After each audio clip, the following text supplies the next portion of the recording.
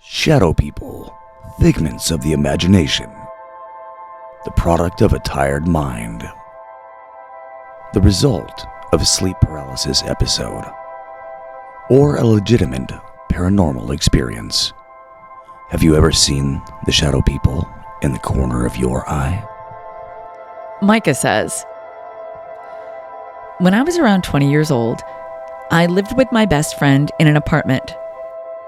I had been seeing what looked like a black figure that was either really tall or was clinging against the living room corner and sticking its head straight out at a 90-degree angle.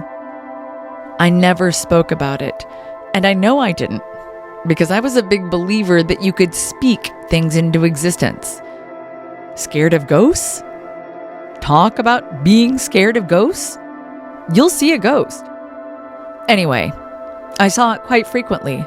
Never head on though. Always at the corner of my eye. But in the exact same place, in the exact same position.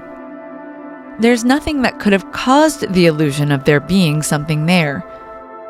It was an intersecting wall that ended in the corner of the hallway that only had doors in it. And directly behind, where I would see it, was the bathroom. But we always kept the bathroom door closed. Nothing but a dark hallway. My friend and I were in the living room just talking. And she looks at me and says, I have to tell you something. I keep seeing this thing in the hallway. I didn't even let her finish. I started pointing exactly where it was, almost shouting, right there. We talk about that every so often. And I haven't seen anything like that since we moved.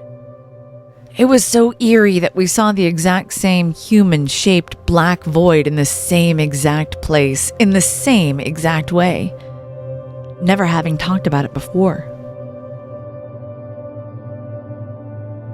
Many people agree with Micah that thinking about a paranormal entity can sometimes make its presence even more strongly felt.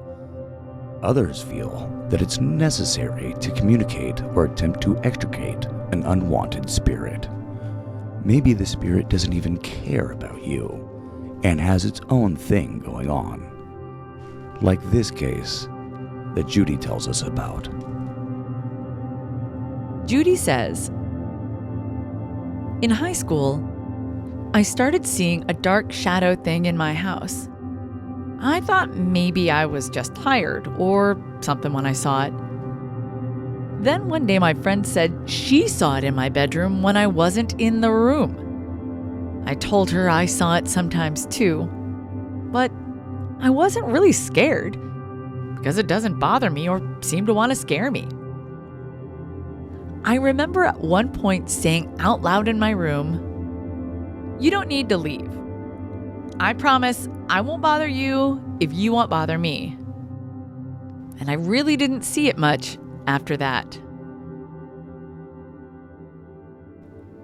And maybe, just maybe, instead of an impartial or malignant apparition, you might have a trickster. Jeremy recounts this childhood story. We had a kitchen chair that would just move. Just one. They would normally all be pushed in, and this one would barely be pushed out some days. Almost like someone was sitting in it, but not that far back. We knew it was a ghost who liked that chair, because we could see it from the living room, and saw it move, and heard it move on the floor at least once. It wasn't a big movement.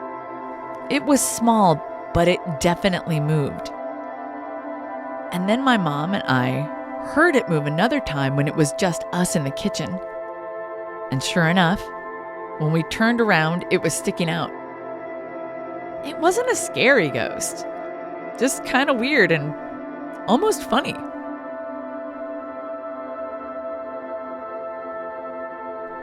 Dark shadows lurking in corners, ghostly creatures minding their own business, or a poltergeist pulling pranks. There could be a deeper world out there that we can never imagine.